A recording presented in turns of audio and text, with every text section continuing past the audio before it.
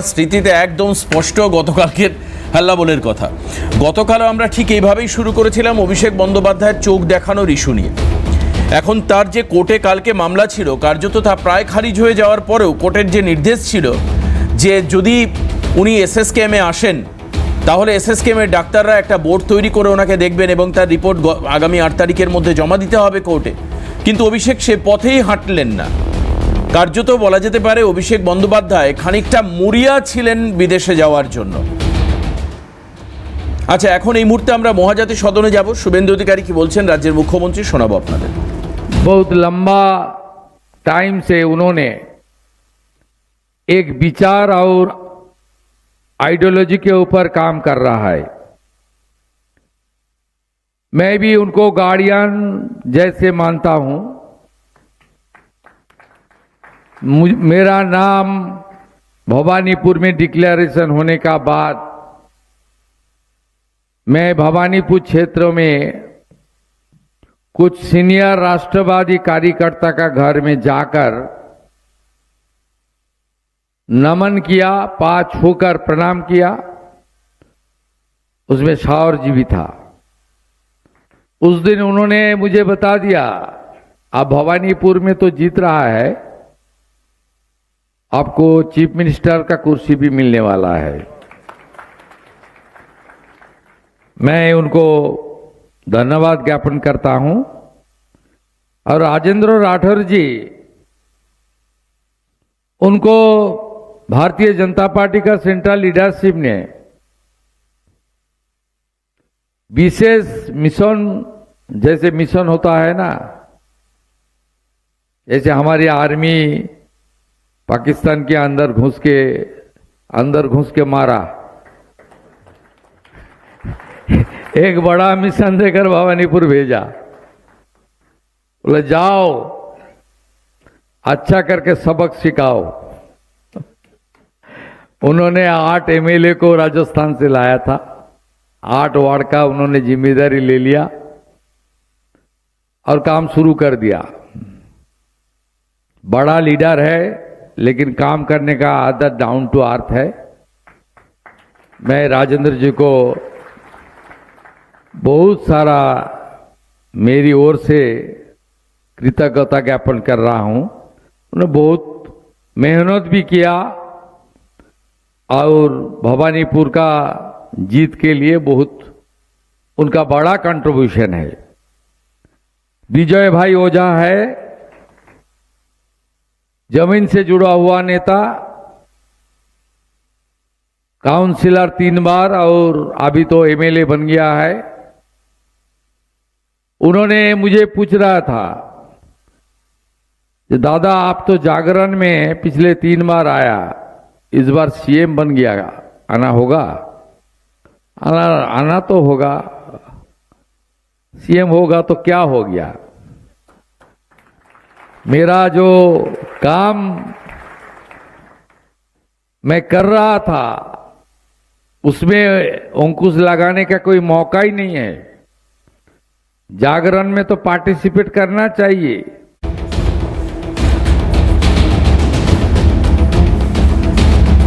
আচ্ছা, যে অংশটা আমরা দেখছিলাম দলীয় একটি অনুষ্ঠান, মুখ্যমন্ত্রী বলছিলেন জাগরণ একটি মঞ্চ যার অনুষ্ঠানে উনি ছিলেন। কিন্তু আমরা আবার আজকের বিষয় ফিরে আসি, মানে আজকের হাল্লাবোলের আলোচনার সাবজেক্টে ফিরে আসি। সেটা হচ্ছে অভিষেক বন্দ্যোপাধ্যায় মরিয়া হচ্ছে তিনি চোখ দেখাতে যাবেন বিদেশে।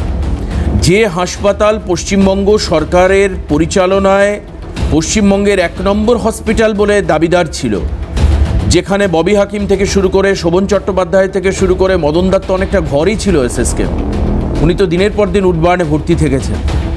এমনকি মমতা বন্দ্যোপাধ্যায় নন্দীগ্রামের বিরুলিয়ায় পায়ে লাগার পর সরাসরি এসএসকেমে ভর্তি হয়েছিলেন, যেখানকার চিকিৎসা নাকি মানে পশ্চিমবঙ্গের মধ্যে শ্রেষ্ঠ চিকিৎসা বলে দাবি অনেক সময় তৃণমূল সরকারই করেছিলেন। সেই হাসপাতালে কেন অভিষেক বন্দ্যোপাধ্যায় যেতে চাইছেন না, বিশেষত কোর্টের নির্দেশের পরেও, সেটা নিয়ে আমাদের কাছে অজানা। অনেক জায়গায় শুনতে পাচ্ছি তিনি মরিয়া ছিলেন বিদেশ যাওয়ার জন্য, এবং তিনি খানিকটা আঁচও করতে পেরেছিলেন যে ক্ষমতা পরিবর্তনের পর তার বিদেশ যাওয়াটা বন্ধ হয়ে যাবে, অর্থাৎ আমেরিকায় তিনি জন হপকিন্সে চোখ দেখাতে যেতে পারবেন না, এরকমটাই। এবং এখানে দাঁড়িয়ে কেন তিনি মানে যেতে চাইলেন না, এটা একটা হচ্ছে বড় মানে আমাদের এখানে কেন চিকিৎসা করাতে চাইলেন না একটা বড় বিষয়। দ্বিতীয়ত, অভিষেক বন্দ্যোপাধ্যায়ের পিএ তথা ক্যামাক স্ট্রিটের ছোটবাবু, ক্যামাক স্ট্রিটের ছোটবাবুর নাম ছিল হচ্ছে রেসপেক্টেড সুমিত রয়। সুমিত রয় তাকে আজকে সুপ্রিম কোর্ট খানিকটা অক্সিজেন দিলেন, তার বললেন যে তাকে রক্ষা কবচ দেওয়া হলো, কিন্তু তাকে তদন্তে পার্টিসিপেট করতে হবে, তদন্তের প্রক্রিয়াকে তাকে সাহায্য করতে হবে, তার এগেনস্টে যে মামলা রয়েছে তাতে তাকে হেল্প করতে হবে। এর মধ্যে আমরা দেখেছি রাজ্য পুলিশ তার বাড়িতে গ্রেপ্তারি পরোয়ানা নিয়ে চলে গিয়েছে, কিন্তু সুমিত রায়ের এখনো পর্যন্ত ফিজিক্যালি কোনো হদিশ নেই। এই সুপ্রিম কোর্টের নির্দেশের পর সুমিত রায়কে বাইরে দেখা যাবে কিনা, তদন্তের স্বার্থে সে বাইরে আসবে কিনা, নাকি অলরেডি সুমিত রায় বিদেশে পালিয়ে গিয়েছেন, মানে ওই ভানাটুর বা কালকে তো বিজেপির একজন প্রতিনিধি এসে হনেলুলু বলছিলেন যে উনি নাকি হনেলুলু চলে গেছেন, তো সেখানে হনেলুলুতে গেছেন না কোথায় গেছেন সেটা আমার জানা নেই, কিন্তু অনেকের মনে আবার সুমিত রায়কে নিয়ে কু ডাকছে। অ্যাটলিস্ট উনি বাইরে আসলে তারা খানিকটা আশ্বস্ত হতে পারেন যে না, ভদ্রলোক এখনও সুস্থ শরীরে বেঁচে আছেন, এটাও একটা বিষয়। আর অন্যদিকে মুখ্যমন্ত্রী বলছেন, আজকে আবারও বলেছেন যে জিরো টলারেন্স, কোনো রকম দুর্নীতির সঙ্গে জিরো টলারেন্স রাখা হবে, জিরো টলারেন্স দেখানো হবে। তবে অভিষেক বন্দ্যোপাধ্যায়ের বিদেশ যাওয়া নিয়ে পালিয়ে যাওয়ার সম্ভাবনার কথা বলছেন, আমি বলছি না, এখানকার অন্যান্য রাজনৈতিক দলের প্রতিনিধি বলছেন না, রাজ্যের স্বাস্থ্যমন্ত্রী শারদাত মুখোপাধ্যায় গতকাল তার বলা বক্তব্যে ঠিক কি ইঙ্গিত দিয়েছিলেন আসুন একবার শোনাই।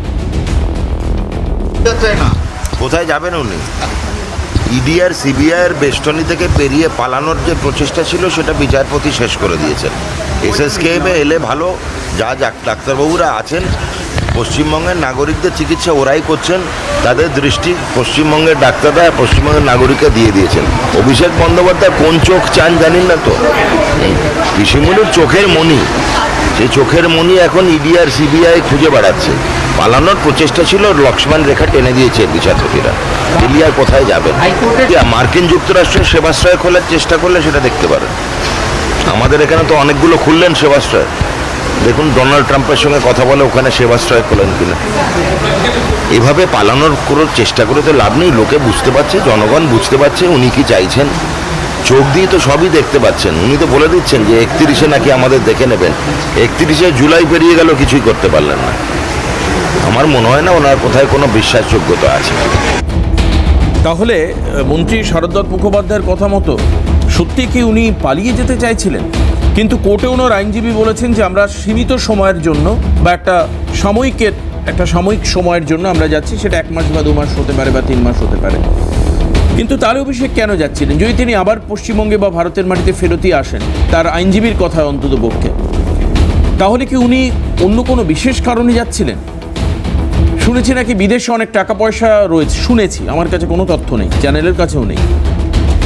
ইডিসিবিআর কাছে আছে কিনা আমার প্রশ্ন আছে, যে তাদের কাছে কি আছে সঠিক তথ্য যে বিদেশের ব্যাংকে টাকা আছে? তাহলে কি সেই টাকা কোনোভাবে কিছু করবার জন্য যাচ্ছিলেন, যেতে চাইছিলেন? এরকম নানান সম্ভাবনা আছে, আমরা সম্ভাবনা নিয়ে কি করতে পারি, ম্যাক্স টু ম্যাক্স আলোচনা করতে পারি। আজ সেটাই করব।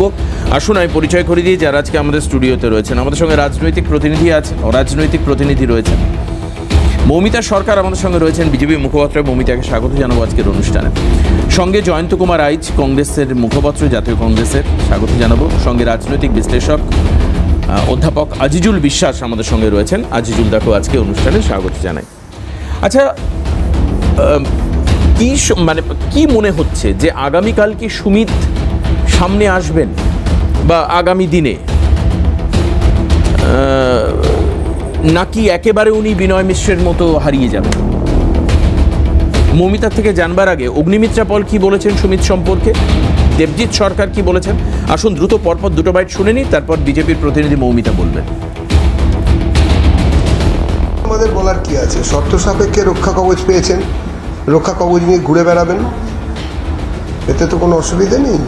মহামান্য সুপ্রিম কোর্ট অর্ডার দিয়েছেন, কিন্তু এই রক্ষা কবচ পাওয়ার জন্য দৌড়োদৌড়ি করতে হলো কেন?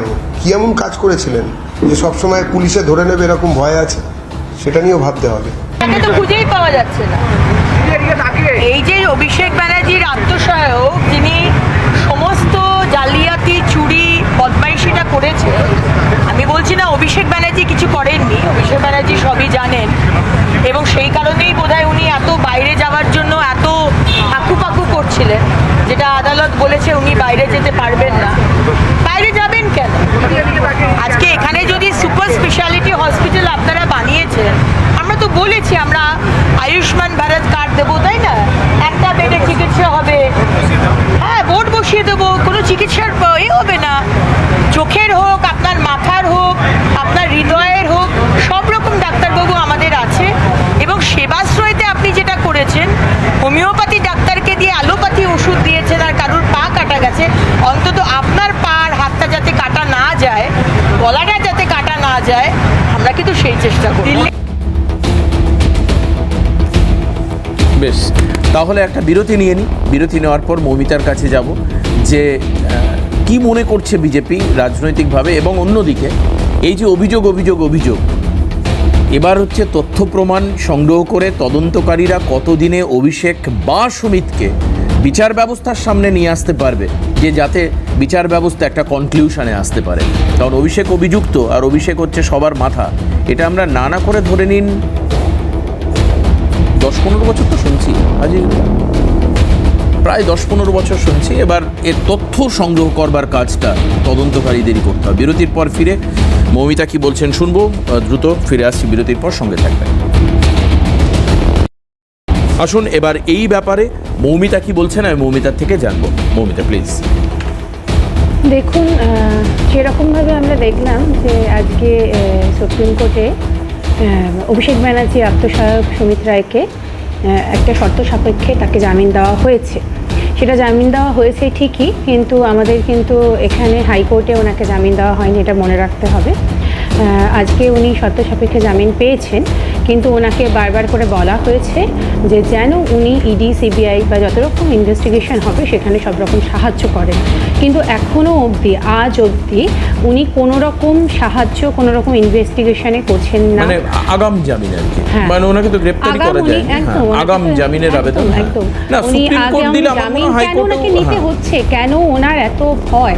আর আজকে উনি শালবনীতে যে কাজ করেছেন, উনি বহু জায়গায় বহু কিছু করেছেন, পরে আসছি। আজকের যে বিষয়টা রয়েছে যার জন্য উনি পালিয়ে বেড়াচ্ছেন, আজকে শালবনীতে যে সরকারি জমি প্লট করে বিক্রি করেছেন, 10 লাখ করে এক একটা প্লট বিক্রি করেছেন, এই যে কাজটা উনি করেছেন তার উত্তর কি উনি দেবেন না? সেখানে ওনার নাম যখন জড়াচ্ছে, ওনার তো উচিত, উনি একজন নিজে অভিষেক ব্যানার্জির পিএ হয়ে উনি তো জানেন যে কখন কোথায় উত্তর দেওয়ার প্রয়োজন হলে উত্তর দিতে হবে। আজকে ওনার হতেই পারে যে উনি হয়তো দোষী নন, সেটা উনি এসে বলুক, উনি ইনভেস্টিগেশনে সাহায্য করুক, তাই না? কিন্তু আজকে ওনাকে যখন পালিয়ে বেড়াতে হচ্ছে, আগে থেকে ওনাকে জামিন নিতে হচ্ছে, আজকে যখন অভিষেক ব্যানার্জির বাড়ি থেকে ওনার ফোনটা ধীরে মানে ওখান থেকে সুইচ অফ হয়ে গেছে, ওখান থেকে তারপরে আর তাকে স্ট্রেস করা যাচ্ছে না, তখন তার দায়বদ্ধতা। আপনাদের কি মনে হয়, মানে উনি কোথায় থাকতে পারেন? এর আগে তো আমরা ওই কয়লা গরুর ক্ষেত্রে বিনয় মিশ্র বা ইত্যাদির কথা দেখেছি, তাদেরকে খুঁজে পাওয়া যায়নি, তার অন্য রাজ্য মানে অন্য দেশে চলে গেছেন, অন্য দ্বীপে চলে গেছেন। তা সুমিত রায় যেহেতু আপনি বলছেন কি পারসন, আপনাদের কি মনে হয় সুমিত রায় কি আছেন, মানে সুস্থ আছেন নাকি দেশে আছেন, কি মনে হয় আপনাদের? দেখুন, এখানে অনেক রকম থাকতেই পারে ব্যাপার, মানে জল্পনা বিভিন্ন কিছু হতেই পারে। যেমন ধরুন, হতে পারে যে যেহেতু উনি অভিষেক ব্যানার্জির আত্মসহায়ক, সেই জন্যে ওনাকে অভিষেক ব্যানার্জি সাহায্য করছেন লোকানোর জন্যে, শুধু কেঁচো খুঁড়তে কেউটে বেরিয়ে যেতে পারে, এটা একটা ভয় আছে। এবং সামান্য একটা শালবনির প্লট দুর্নীতি থেকে সেখানে অভিষেক ব্যানার্জির অনেক বড় কিছু বেরিয়ে আসতে পারে বলে অভিষেক ব্যানার্জিকে আজকে কিন্তু সুমিত রায়কে লুকিয়ে রাখতে হচ্ছে। কিংবা মানে আপনি বলছেন যে সুজয় কৃষ্ণ ভদ্রর থেকেও সুমিত রায় হচ্ছে বেশি ইম্পর্টেন্ট পারসন, কারণ সুজয়কে ধরে দীর্ঘদিন ধরে ভয়েস টেস্ট করে তো কিছুই হয়নি সেরকম এখনো পর্যন্ত, মানে আমরা সামনে দেখিনি আর কি যে অভিষেকের এগেনস্টে কোনো স্টেপ নেওয়া গেছে আর কি। দেখুন, আজকে পরিস্থিতি এর আছে পরিবর্তন হয়েছে, তো সেই পরিস্থিতি মানুষ পরিবর্তন করেছেন। আর আজকে অভিষেক ব্যানার্জি নিজে বুঝতে পারছেন যে উনি যে দুর্নীতি এখানে করেছেন গত 10-15 বছরে, সেই দুর্নীতির একটা খতিয়ান তৈরি হয়েছে অলরেডি, এবং তার যে তার সঙ্গে যারা রয়েছিল সব কিছুতে, তার সবথেকে বড় বেশি সুমিত রায় নিজে ওনার আত্মসহায়ক ছিলেন।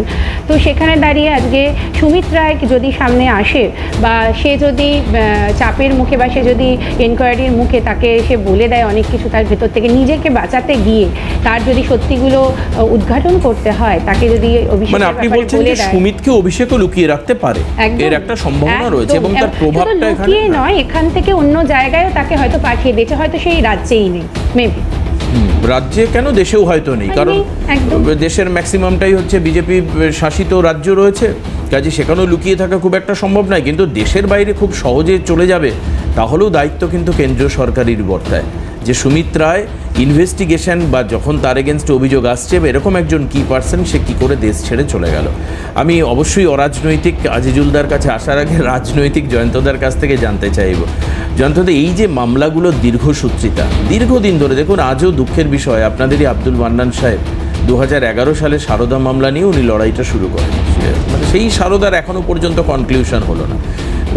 অভিযুক্ত সমস্ত ক্ষেত্রে মূল কারিগর অভিষেক, এটা বারবার করে প্রায় মানে কিনারায় চলে আসার পরেও কেন জানি না সুমিত লাপাতা বেপাত্তা, তারপরে অভিষেকের এগেনস্টে অভিষেক বা বিদেশ যাবেন বলছেন, এখন সেটাকেও তদন্ত কিভাবে কি হবে আমরা জানি না। আপনার কি মনে হচ্ছে? সত্যি কথা বলতে কি দেবাশিস বিদেশে যেতে চাচ্ছেন কেন এত, মানে উনি মরিয়া কেন সেটা একটু বলুন। সত্যি কথা বলতে কি দেবাশিস দা, আপনি আমাদের প্রাক্তন বিধানসভার বিরোধী দলনেতা আব্দুল মান্নান সাহেবের প্রসঙ্গ তুললেন, সেটা সর্বান্তকরণে একদম সঠিক। কারণ সারদা মামলা প্রথম উনি দিনের আলোয় স্পষ্ট করেছিলেন যে সারদায় একটা বিশাল বড় আর্থিক কেলেঙ্কারি হয়েছে এবং যার ডাইরেক্ট বেনিফিশিয়ারি হচ্ছে তৎকালীন মুখ্যমন্ত্রী এবং তার পরিবার এবং তার দলের বিভিন্ন সাংসদ এবং বিধানসভার বিধায়ক এবং বিধায়িকারা। তো সেই জায়গায় দাঁড়িয়ে আপনি তার পরবর্তীকালে দেখুন এই ক্রোনোলজিটা কীরকম এদের পরপর আসছে। আপনাদের নিশ্চয়ই সুজয় কৃষ্ণ ভদ্রের কথা মনে আছে, কালীঘাটের কাকু।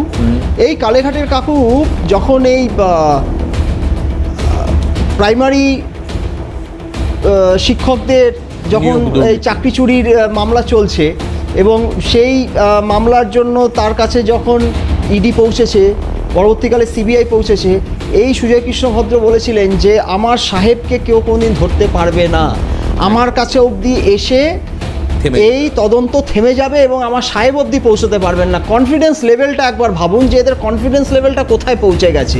এবং একটা দীর্ঘসূত্রিতা যে ওনার ভয়েস নেওয়া হবে এবং সেই ভয়েস আপনার সিএফএলে পরীক্ষা পাঠানো হবে, কিন্তু সেই ভয়েস দেওয়া নিয়ে কত গড়িমসি।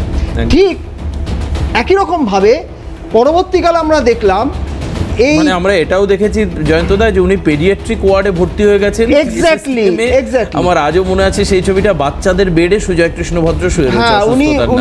উনি পিসিমুনির কোলের বাচ্চা হয়ে, উনি তখন পিসিমুনির মানে ভাইপো যেমন কোলের বাচ্চা ফিডিং বোতল নিয়ে ঘোরেন, তখন সুজয় মানে কালীঘাটের কাকু তখন পিসিমুনির কোলের বাচ্চা ফিডিং বোতল নিয়ে উনি পেডিয়াট্রিক ওয়ার্ডে এসএসকেএম এর ভর্তি হয়ে গেলেন এবং যাতে ওনার গলার কণ্ঠস্বর যাতে নমুনা নিতে না পারে, প্রায় জোর করে ধরে নিয়ে গিয়ে ওনাকে নমুনা নেওয়া। আজিজুলদার মনে আছে, আজিজুলদার খুব সম্ভবত সেই প্রোগ্রামে ছিলেন, একাধিক রিপোর্টারকে গালিগালাজ করতে তোর বাপের কি বলতে সুজয় কৃষ্ণ ভদ্র ওনার অ্যাঞ্জিওপ্লাস্টিও পর্যন্ত হলো, ওনার অ্যাঞ্জিওপ্লাস্টিও হলো, যে ওটার হঠাৎ করে ওনার হৃদরোগে আক্রান্ত হলেন, অ্যাঞ্জিওপ্লাস্টিও করানো হলো এবং সেই অ্যাঞ্জিওপ্লাস্টি কতটা দরকার ছিল, কত পার্সেন্ট ওনার আর্টারি ব্লক ছিল তার কিন্তু কোনো ডেটা আমাদের কাছে নেই, কিন্তু বাট ওনার অ্যাঞ্জিওপ্লাস্টি হয়েছিল টাইম কিল করার জন্য। যাই হোক, তো পেডিয়াট্রিক ওয়ার্ডেও ভর্তি হয়েছিলেন, বাচ্চা হয়ে গেছিলেন, শিশু হয়ে গেছিলেন। ঠিক অনুরূপভাবে এই ভাইপোর এই ওনার যে ডিজে বিতর্ক, যে 4 তারিখে বেলা 12টার পর ডিজে বাজবে এবং সেই ডিজে বিতর্কের জন্য যখন কোর্ট বলল যে ওনার কণ্ঠস্বরের নমুনা দিতে হবে এবং সিআইডি তদন্তের আওতায় যখন ওনাকে আনা হলো এবং সিআইডি দাবি করলো যে কণ্ঠস্বরের নমুনা চাই, সেটা নিয়েও কত টালবাহানা না জয়ন্তদা, উনি রীতিমতো কোর্টে গেলেন, আমি দেব না বলে। কোর্টে গেলেন, আমি গলার আওয়াজ দেব না, উনি বলছেন হ্যাঁ আমি বলেছি ডিজে বাজবে, আমি স্বীকার করছি ডিজে বাজবে। মমতা ব্যানার্জি তো বললেন যে শুধু না একটু ডিজে বাজাবে বলেছে, বাচ্চাদের মতো বাজবে, আমি বলেছি, আমি তো স্বীকার করছি, কেন আমি কণ্ঠস্বরের নমুনা দেব? তার মানে কি এই যে কণ্ঠস্বরের নমুনা, এটা এদের একটা বিশাল ভয়ের জায়গা। তার কারণ কিছু এনক্রিপ্টেড মেসেজ নিশ্চয়ই আছে যেগুলো আপনার ভয়েস কলে না এটা তো পরিষ্কার কলও হতে পারে। সুজয় কৃষ্ণ ভদ্র, তাপস মণ্ডল, আপনার মনে থাকবে শান্তনু, এরা কথা হচ্ছিল তখন এই সুজয় কৃষ্ণভদ্র অভিষেক বলে একজনের কথা বলেছে। Exactly. আমি কালকের অনুষ্ঠানেও বলেছিলাম সেটা আমাদের স্টুডিওর ক্যামেরাম্যান অভিষেক চক্রবর্তী নাকি অভিষেক বন্দ্যোপাধ্যায় সেটা বোঝা যায়। সেটা বোঝা যায়। এই গলারাজ এবং আরেকজনের গলারাজ পাওয়া গিয়েছিল। এখন সেইটা হচ্ছে দেখার বিষয় যে কে সেটা। এখন দুটো অডিও পাওয়া যাচ্ছে। আমি আপনাকে জয়ন্ত, আমি আউট অফ মাই কিউরিসিটি একটু আমাকে বলুন, এই যে চোখ চিকিৎসার যে ব্যাপারটা হচ্ছে, অনেকে বলছেন নাটক, আমি নাটক বলছি না, একজন অসুস্থ মানুষের প্রতি আমাদের সমবেদনা থাকাটাই উচিত। উনি যে বিদেশে যেতে চাইছেন, কোর্ট তাকে যেতে এখন দিচ্ছে না, সরকার তো চাইবেই না দিতে, কিন্তু কোর্টও বাই দ্য ওয়ে দিচ্ছে না। কিন্তু এই কোর্টই গত সরকারের আমলে রায় দিয়েছিলেন, নির্দিষ্ট সময় দিয়েছিলেন, Abhishek Bandyopadhyay in between that particular time ফিরেও এসেছিলেন। এইবার ব্যাপারটা কতটা সিরিয়াস জয়ন্ত, যে এবার কোর্টও মনে করছেন এ সন্দেহের ঊর্ধ্বে নয়, এ পালিয়ে যেতে পারে, বিচার ব্যবস্থা সন্দেহ করছে বলেই তো ওনাকে আটকাচ্ছে, নাহলে তো ছেড়ে দিই। দেখুন ব্যাপারটা হচ্ছে কি, চোখ একটা অপরিহার্য অঙ্গ, এবং চোখের অসুখ নিয়ে আমরা কোনোদিনই সেটা নিয়ে টালবাহনা করতে পারি না, যারই হোক, আপনার হোক, আমাদের এই দেশে চোখ চিকিৎসার পরিকাঠামো কি খুব নিচে। এবার ব্যাপারটা হলো যে চোখের চিকিৎসা বিভিন্ন জায়গায় হতে পারে, বিভিন্ন ভাবে হতে পারে, মাদ্রাজ, ব্যাঙ্গালোর, হায়দ্রাবাদে আমি 10টা জায়গার নাম আমরা জানি। 34 বছরের বাম আমলে আর বিগত 15 বছরের তৃণমূলের আমলে, এবং এখানে আজিজুল্লাহ আর মৌমিতাদি দুজনে হয়তো আমার সঙ্গে সহমত পোষণ করবেন যে আমাদের এই রাজ্যের স্বাস্থ্য ব্যবস্থা কি তলানিতে ঠেকে গেছে। মানে এই রাজ্যের এখানে নির্মল মাঝির কুকুরকে ডায়ালিসিস করানো হয় সেই হসপিটালে, কিন্তু মানুষের ডায়ালিসিস হয় না। মানুষ ডায়ালিসিস করার জন্য তাকে প্রাইভেট হসপিটালে যেতে হয়, সরকারি হসপিটালে তার ডায়ালিসিস হয় না। এর নিদর্শনও আমরা দেখেছি। নির্মল মাঝি যিনি বিধায়ক তৃণমূলের তৎকালীন, তার কুকুরের ডায়ালিসিস হচ্ছে কলকাতা মেডিকেল কলেজে। তো সেই জায়গায় দাঁড়িয়ে আমরা জানি আমাদের এই পশ্চিমবাংলা থেকে প্রচুর রোগী চোখের চিকিৎসার জন্য তারা দক্ষিণ ভারতে যেতে বাধ্য হন। তেমনি ভাইপোর প্রচুর টাকা, কয়লা, বালি, পাথর, টাকার তো অভাব নেই। তো তার যখন টাকার অভাব নেই, তিনি মনে করেছেন তার চোখের চিকিৎসা তিনি বিদেশ থেকে করবেন, করতেই পারেন। তার কারণ তিনি তো জানেন, উনি মনে করতে পারেন, তিনি তো জানেন, তিনি তো জানেন যে তার পশ্চিমবাংলায় তার পিসির আমলে যে স্বাস্থ্য ব্যবস্থা যে কি তলানিতে থেকেছে, এবং সেখানে যে ওনার চোখের চিকিৎসা ভালোভাবে হওয়া সম্ভব নয়, সেটা উনি জানেন। কিন্তু উনি দক্ষিণ ভারতকেও কেন যে এড়িয়ে যাচ্ছেন সেটা আমার বোধগম্য হচ্ছে না। কারণ দক্ষিণ ভারতে তো কোনো বিজেপির সরকার নেই, আর এখন তো দক্ষিণ ভারতে মোটামুটি আমাদের কংগ্রেসের সরকারি সব চলছে।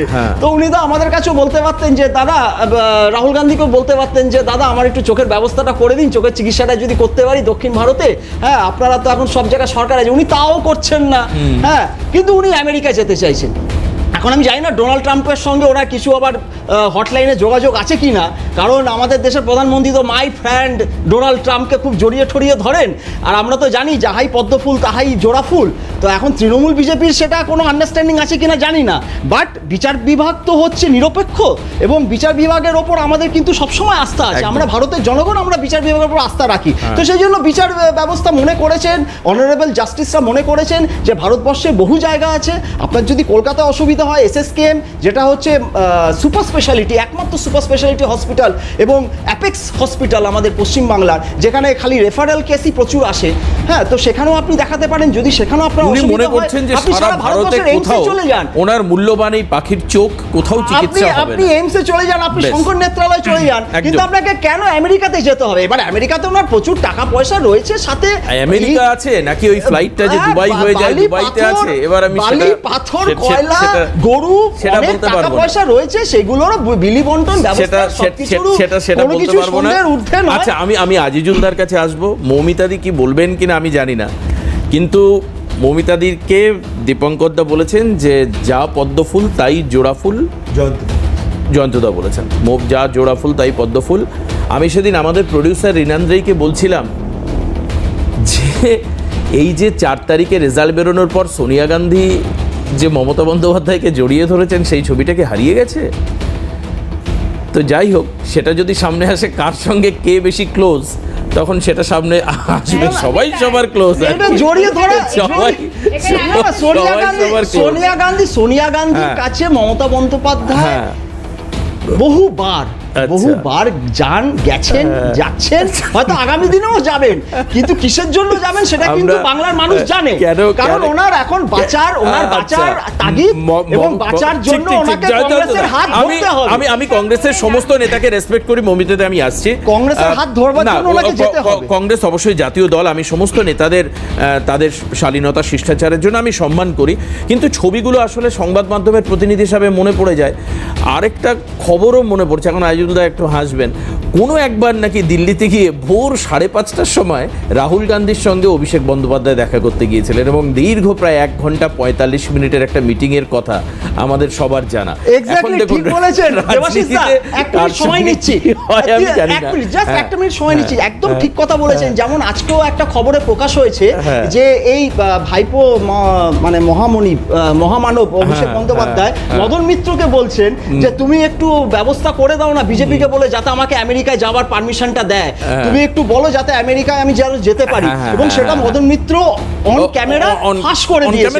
এবং ফাঁস করে দেওয়ার পর কুণাল ঘোষ, যিনি এখন হচ্ছেন ওই কালীঘাটপন্থী তৃণমূলের মুখপাত্র, তিনি বলছেন যে কিছু কথা ব্যক্তিগত পর্যায়ে রাখা উচিত, যেটা দলের একজন বিধায়ককে উনি বলতে পারেন, কিন্তু সেই বিধায়কের এটা শিষ্টাচার নয় যে সেটা উনি পাবলিকলি অন ক্যামেরা আবার সবার সামনে বলে দেবেন। তার মানে এখানেই তো বোঝা যাচ্ছে অভিষেক বিদেশ যাওয়ার জন্য মরিয়া। তার কারণ উনি রাহুল গান্ধীর সঙ্গে সেটআপ করতেও রাজি আছেন, রাহুল গান্ধীর সঙ্গে 1 ঘন্টা 45 মিনিটের মিটিং করতে পারেন দলকে বাঁচাবার জন্য। আবার মদন মিত্রের দ্বারস্থ হতে পারেন যে আমাকে তুমি যে করে হোক আমেরিকা পাঠানোর ব্যবস্থা করো। এবার আজিজুল দা কি বলবেন এই যে চোখের চিকিৎসা? আজিজুল দাও চশমা পরে রয়েছেন, দেখুন এখানে দুজন মৌমিতাদি আর জয়ন্ত বাবুর চোখ নিয়ে আশা করি কোনো সমস্যা নেই, কারণ ওনাদের চোখে চশমা নেই। এখন এই স্টুডিওর মধ্যে আজিজুল দা, আমার আর আমার ভাই অর্ক, যারা 3 জন এখানে রয়েছি, এদের 3 জনেরই মানে চোখে চশমা রয়েছে। চোখের পরিস্থিতি কতটা সিরিয়াস এখন এই মুহূর্তে অভিষেকের, যার জন্য ওনার বিদেশ যাওয়া দরকার? আজিজুল দা আমাকে বলবেন, সত্যি কি সেই চিকিৎসা ভারতে পাওয়া সম্ভব নয়? যদি স্পেশাল বোর্ড তৈরি করে এসএসকেএমে কোর্টের আন্ডার অবজারভেশনে, তারাও কি পারবে না দিতে? নাকি বিদেশে যেতে চাইছেন অভিষেক পালিয়ে যেতে, নাকি বিদেশ যেতে চাইছেন তার ফান্ড ম্যানেজ করতে? আমি সব প্রশ্নের উত্তর আপনার থেকে নেব একটা ছোট্ট বিরতির পর, সঙ্গে থাকুন। ফিরে আসলাম, আজিজুলদার কাছে যাব। আজিজুলদা, অভিষেককে ব্যাখ্যা করা আশা করি আমাদের মতো সাধারণ মানুষের পক্ষে সম্ভব নয়, তাহলে আমাদের হয়তো এলিয়ানিস্টিক পাওয়ার থাকতে হবে, কিন্তু তবুও বর্তমান যা প্রেক্ষিত এবং পরিস্থিতি তাতে কি মনে হচ্ছে?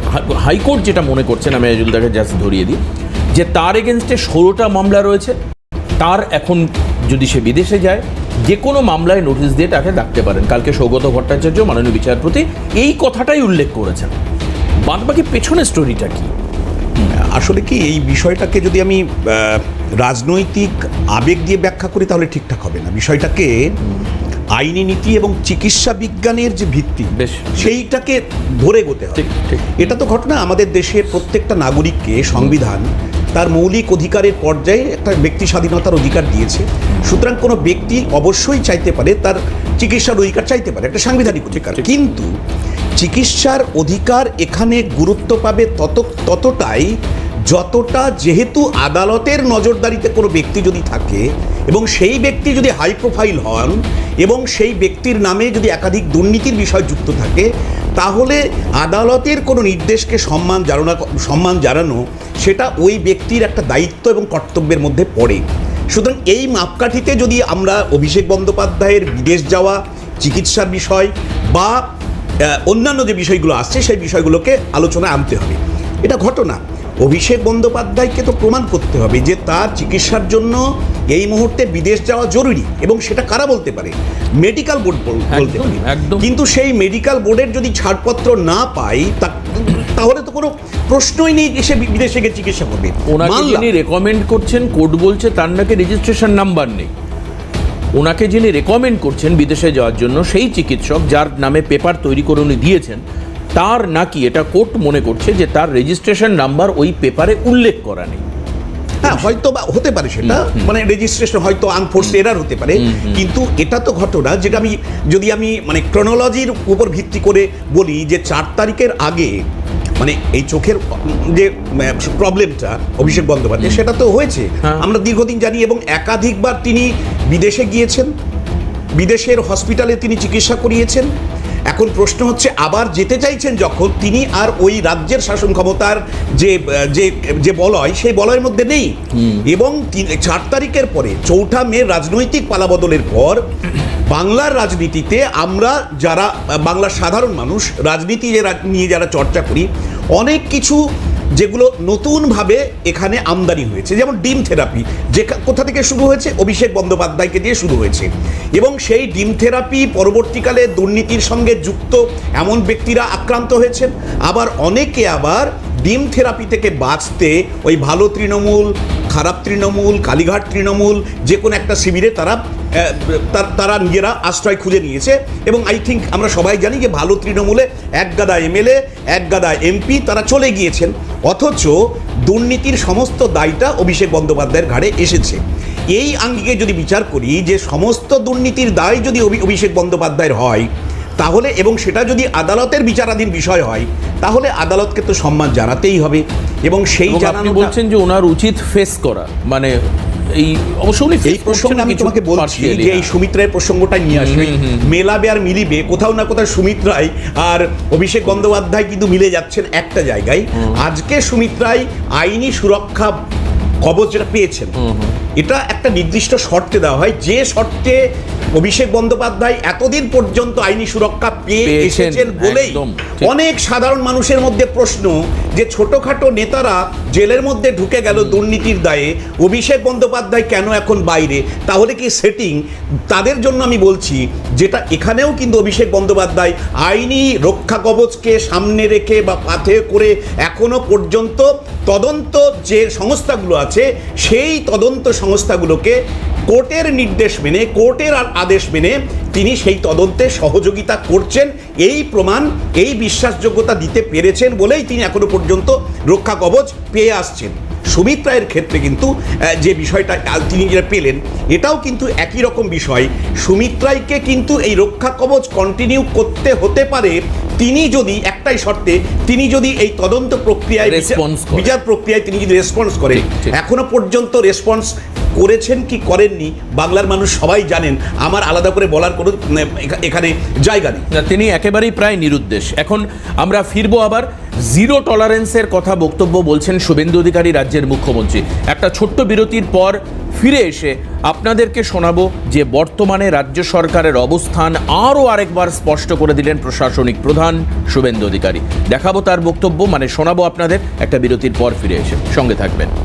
देखिए, पहले तो कानून व्यवस्था को ठीक करना चाहिए।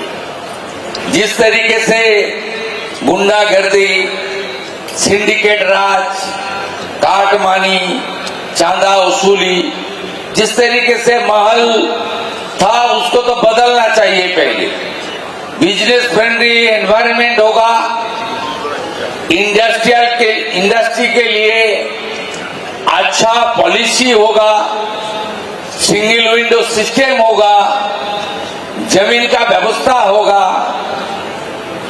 देखना है, सोचना है, छोड़ के काम करना है, ये नीति होगा, तब तो प्रदेश आगे बढ़ेगा। हम लोग आपको एश्योरेंस दे रहा है 3 महीने में आपको थोड़ा मौसम बदल रहा है, इसका तो थोड़ा सिग्नल भी मिल रहा है, कुछ गुंडागर्दी नहीं होगा। আপনারা আজকে দেখছেন কেমন ধরা পড়ছে অ্যান্টি করাপশন ব্রাঞ্চ, জামবনির জয়েন্ট ভিডিও হাতে নাতে ধরা পড়েছে। কোন সরকারি অফিসে, কোথাও পঞ্চায়েত অফিসে, পুরসভাতে টাকা দিয়ে আর কিছু কাজ হবে না। এই পোস্ট করে দিয়েছি সোশ্যাল মিডিয়ায়, জামবনির ভিডিও হাতে নাতে ধরা পড়েছে। লক্ষ টাকা ঠিকাদারের কাছ থেকে নিচ্ছিল।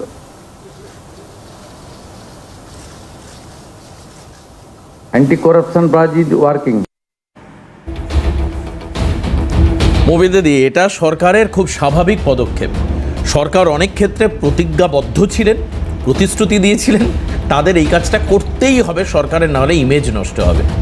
কিন্তু মমিতাদি, যারা গলায় গামছা দিয়ে তোলা তুলতো, এখন তারা যদি গলায় গামছা দিয়ে বিজেপির মঞ্চে যায়, আটকাতে পারবেন সেগুলো? আমরা তো এরই মধ্যে শুনছিলাম দমদমে একজন তোলাবাজের সাকরেদ, মানে তোলাবাজ মানে আপনাকে নাম করেন স্পেসিফিক বলতে পারি জয়ন্ত সিং, তার একজন সাকরেতকে নাকি বিজেপি মঞ্চে দেখা গেছে। আমার কথা, এই তোলাবাজদেরকে আটকাবেন কি করে? মানে এই তোলাবাজ আটকাতে গিয়ে পাল্টিবাজ তো, মানে পাল্টিবাজরা তো আরো বেশি চ্যালেঞ্জ হয়ে যাচ্ছে আপনাদের কাছে। দেখুন, আপনাকে একটা কথা বলি, যে যেভাবে বিজেপি চলে সেইভাবেই বিজেপি চলবে। দল অবশ্য সাসপেন্ড করেছে, অনেকে শোকজ করেছে, একদমই সাসপেন্ড তাই, করেছে, ডেফিনেটলি একদমই তাই। এটাও আজ করেছে। অবধি এই 3 মাসে অলরেডি বিজেপিতে 250 জন বা তার অধিক ঠিক। লোককে এখন অবধি শোকজ করা হয়েছে। 22 জনকে 22 জন সাসপেন্ড হয়েছে। ঠিক। এবং শুধু তাই নয়, এর বাইরে 80 জন যারা তাদের সদুত্তর বলে মনে হয়েছে, তো তাদেরকে রিলিফ দেওয়া হয়েছে। এবং প্রায় 150 জনের ওপরে রয়েছে যারা এখনো, যাদেরকে নিয়ে কথাবার্তা চলছে। তারা যদি গ্রহণযোগ্য তাদের কাছে কোনো উত্তর থাকে বা দেখা যায় না কোনো ভুল তথ্য এসেছে, এরা কি সব 4 তারিখের পরে পাল্টি খেয়েছে নাকি অনলাইন বিজেপি? এর মধ্যে শুনছি অনেক অনলাইন বিজেপি আছে।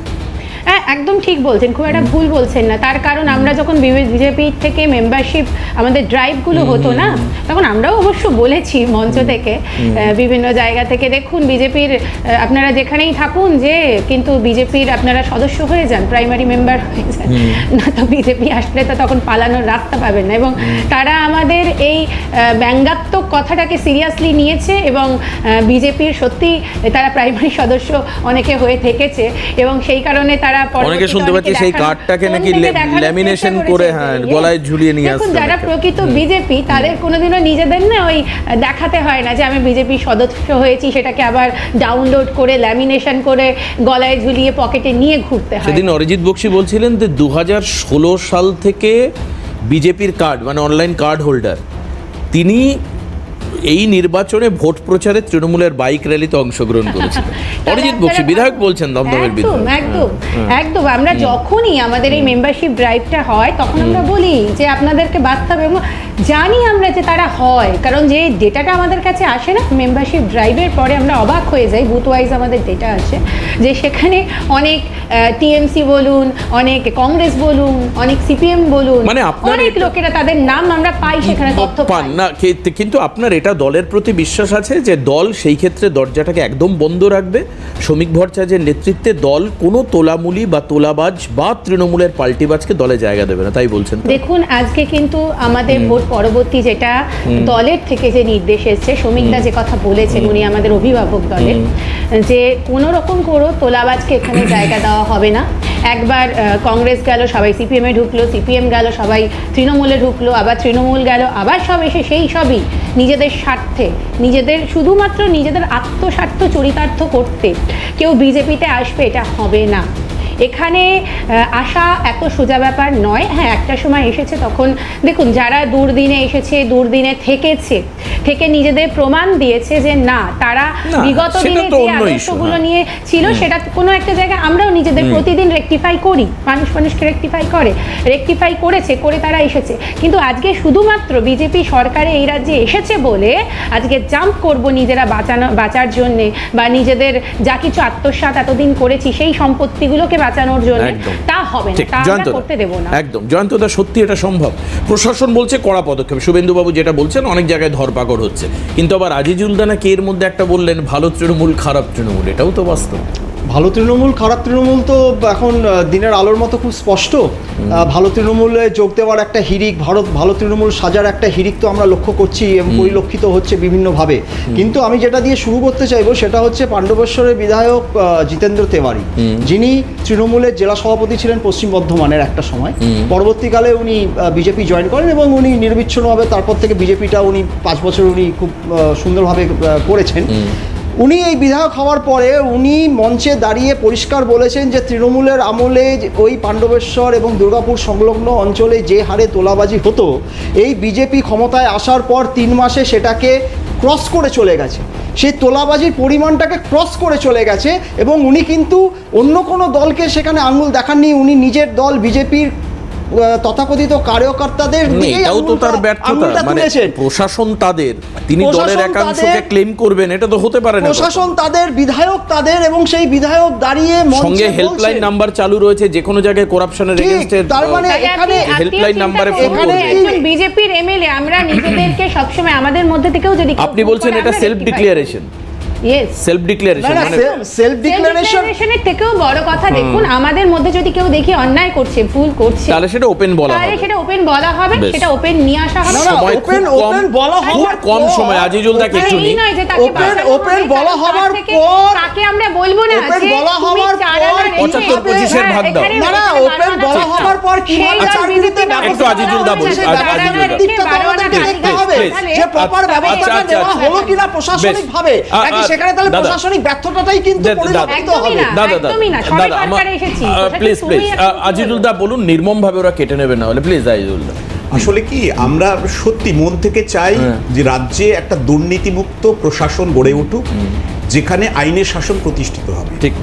এবং সেই সঙ্গে সঙ্গে এটাও বলবো, যেহেতু বিভিন্ন এই যে ভালো তৃণমূল খারাপ তৃণমূলের প্রশ্ন আসছে, আমি একটা কথা বলবো আমার অভিজ্ঞতা থেকে, সেটা হচ্ছে যে ভারতীয় জনতা পার্টি ভারতবর্ষের অন্যতম একটা শৃঙ্খলাপরায়ণ দল বলে আমরা জানি, রেজিমেন্টেড পার্টি। কারণ আরএসএস এর পলিটিক্যাল উইং হচ্ছে ভারতীয় জনতা পার্টি। কিন্তু 4 তারিখের পরে আমি যেগুলো নিজের চোখে দেখেছি, এগুলো- যারা হ্যাঁ। 4 তারিখের আগে এবং 4 তারিখে ভোট গণনা কেন্দ্রেও যারা তৃণমূল হয়ে গিয়েছিল এবং ভোটের গোটা প্রচারে আমাদের অধ্যাপক সংগঠনে আমি দেখেছি, ঠিক, ঠিক। তারা তৃণমূলের মিটিংয়ে হেঁটেছে, স্লোগান দিয়েছে, তারা 4 তারিখের পর স্বঘোষিত ভারতীয় জনতা পার্টি হয়ে ঠিক। গেছে এই তারা কাজ জায়গাগুলোকে করছে, কিন্তু meeting মিছিলে আটকাতে তাদের হবে। দেখা যাচ্ছে একদম। তাহলে আমার প্রশ্ন হচ্ছে, যদি রেজিমেন্টেড পার্টি হয়, শৃঙ্খলা পরায়ণ দল যদি হয়, তাহলে এরা যারা হয়তো দুর্নীতির হয়তো এর জন্য আরেকটু সময় দিতে হবে। Exactly. হয়তো এর জন্য আরেকটু সময় দিতে, আমাদের হাতে কিন্তু আর সময় নেই আজকে শেষ করবো। প্লিজ আমি ধন্যবাদ জানাবো মৌমিতা দিকে, আজিজুল দাকে, জয়ন্ত কুমার রাজকে। প্লিজ আজকে শেষ করি মৌমিতা দি, অবশ্যই পরে আমাদের এই নিয়ে কথা হবে। রেদার এটা বলা ভালো, এটা দেখবার জন্য আরেকটু অপেক্ষা করতে হবে বিজেপি কি করে। Wait and see. আজকে এখানে শেষ করব, কিন্তু আমরা অবশ্যই আশা করব যে সুমিত রায় সামনে আসুক, পর্দা ফাঁস হোক রহস্যের, জিনিসটার এন্ড হোক, এই কনফিউশনের মধ্যে যেন আমরা না থাকি। নমস্কার।